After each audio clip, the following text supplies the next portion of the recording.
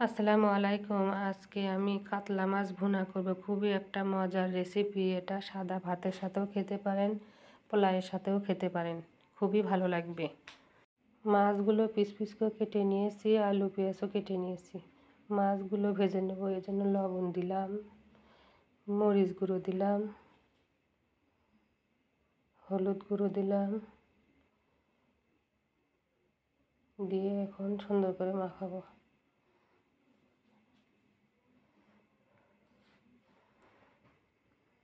Fry প্যানে তেল দিলাম,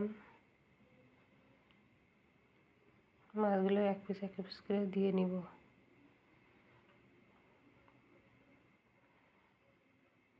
আমি 6 পিস মাছ নিয়েছি।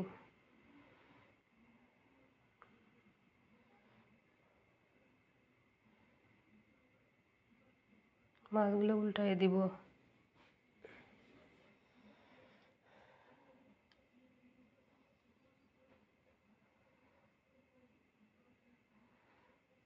মাছগুলো হয়ে গেছে, এখন তুলে নিব।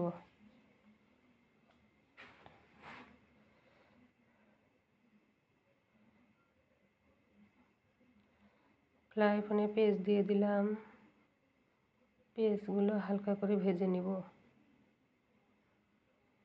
মরিচ গুঁড়ো, হলুদ গুঁড়ো, ধনে গুঁড়ো, লবণ দিয়ে দিলাম, একটু ভেজে নিব। পানি দিয়ে দিলাম কষানোর জন্য।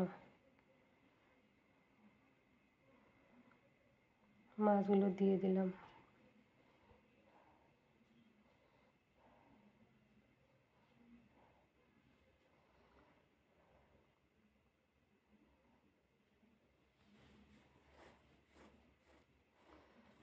হালকা ঝোল ঝোল রাখবো, এই জন্য পানি দিয়ে দিলাম।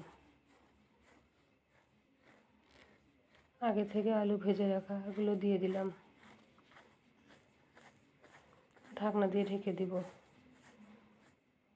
5-6 মিনিট পর রান্না হয়ে গেলে ঢাকনা খুলে রান্না প্রায় হয়ে গেছে। উপরে ধনে পাতা দিব।